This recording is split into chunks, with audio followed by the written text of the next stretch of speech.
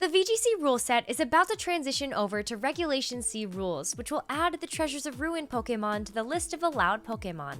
The Fort Wayne Regional Championships on April 1st and 2nd are the very first official tournament utilizing Regulation C rules. So in this video, I want to talk about the 4 Treasures of Ruin Pokemon, what they do, and how they might impact the VGC meta.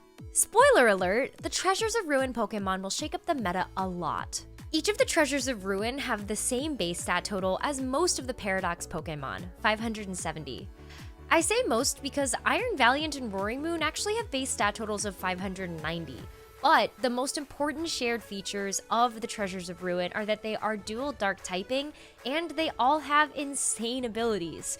Not to mention their signature move, but more on that later. The first Treasure of Ruin in the Pokédex is Wo-Chien, which can be found in Area 1 of the South Province. Wo-Chien is a dual dark and grass type with the ability Tablets of Ruin. Tablets of Ruin decreases the attack stat of all other Pokemon on the field by 25%. Wo-Chien isn't the best attacker or even special attacker for that matter, but with impressive defense and special defense stats, Wo-Chien will be around for a long time.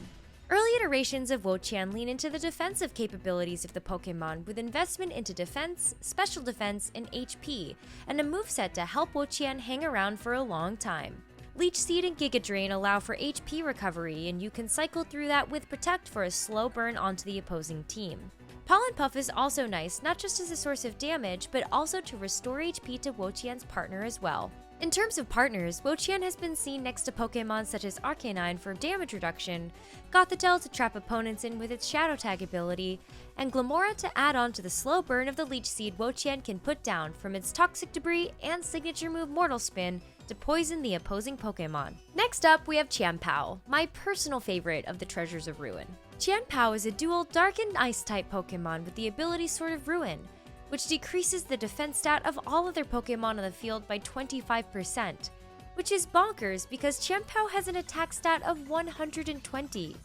That, coupled with its speed stat of 135, Chien-Pao is going to be able to output a ton of damage, as long as it's able to stay alive. If you love Ice types, you'll love Chien-Pao, as it has access to some great Ice-type attacks that also have a secondary bonus for the team. Priority attacks are so good with the amount of speed control currently present in the meta, through either Tailwind or Trick Room, so a quick and powerful Ice Shard is nice to have on Chien-Pao, as well as Ice Spinner to remove terrain on top of dealing big damage. In terms of physical Dark-type attacks, you have Throat Chop as well as another priority attack in Sucker Punch. You can build Chien-Pao to be a strong offensive option. Chien-Pao is a major source of damage, but you can really take full advantage of its ability by pairing Chien-Pao with other strong physical attackers such as Iron Hands, Dragonite, and Palafin.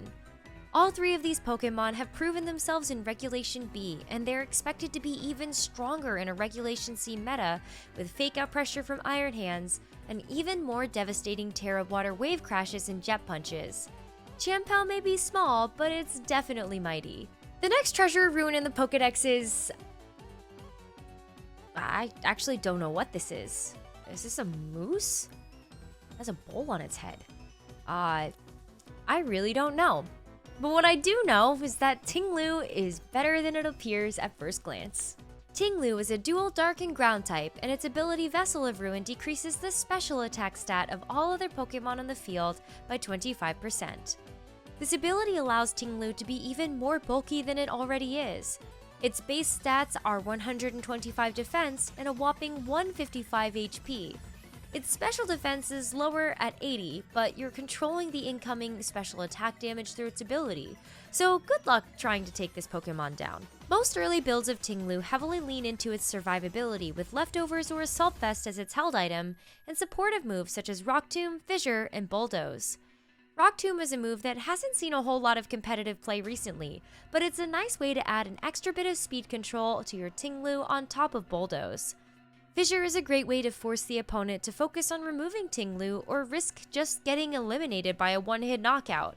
It allows Ting-Lu to apply a ton of pressure and distract from its partners like Annihilate. But the real star is Ruination, the signature move of the Treasures of Ruin. All of the Treasures of Ruin get access to Ruination, but not all Treasures of Ruin can use this move equally. Ruination is basically a Dark-type Nature's Madness or Super Fang, as it deals damage equal to 50% of the opponent's remaining HP. The more defensive Ting-Lu and Wo-Chien can get huge mileage out of this move, while the already strongly offensive Chi-Yu and Chien-Pao probably would prefer to just run more standard damage-dealing moves. With its ability to chunk down opponents' HP at the blink of an eye, Ting-Lu can really be used next to any Pokemon, but it's especially effective next to Annihilate. Annihilate has been a staple in the Scarlet and Violet VGC meta throughout Regulation A and B, but it has several weaknesses to strong special attackers such as Flutter Mane. With Ting-Lu dropping the special attack of opposing Pokemon, it helps keep Annihilate up to throw Rage Fists left and right. A bulk up set is particularly effective to increase defense and attack, and is way easier to implement when you have redirection from Mousehold and can pivot into Ting-Lu. Now for the final treasure of Ruin, everyone's favorite goldfish, Chi-Yu. Chi-Yu was immediately on everyone's radar because its ability Beads of Ruin drops the special defense of all other Pokemon on the field by 25%. As a dual Dark and Fire type, Chi-Yu has so many strong special attacks at its disposal and pairs nicely next to other intense special attackers. Great moves to consider for Chi-Yu are Heat Wave, Dark Pulse, and Snarl, but Overheat and Flamethrower are also strong considerations. Slap a Life Orb on Chi-Yu and you have a ton of offensive pressure on your opponent. You likely won't see any supportive sets for Chi-Yu because why not take advantage of its 135 base special attack stat?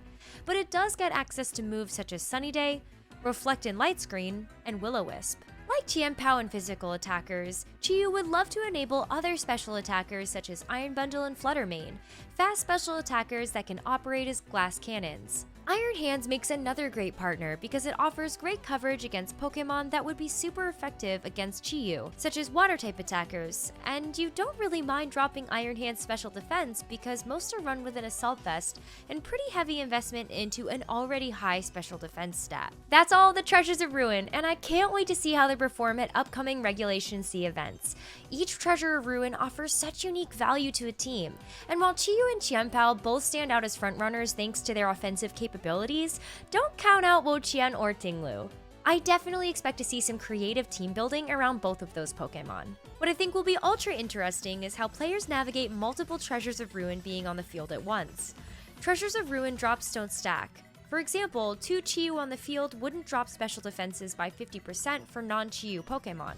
However, multiple drops can be active at once. Interesting. Definitely very interesting. What Treasures of Ruin are you looking forward to building around or seeing in action? Let me know in the comments below, and I'll see you all soon.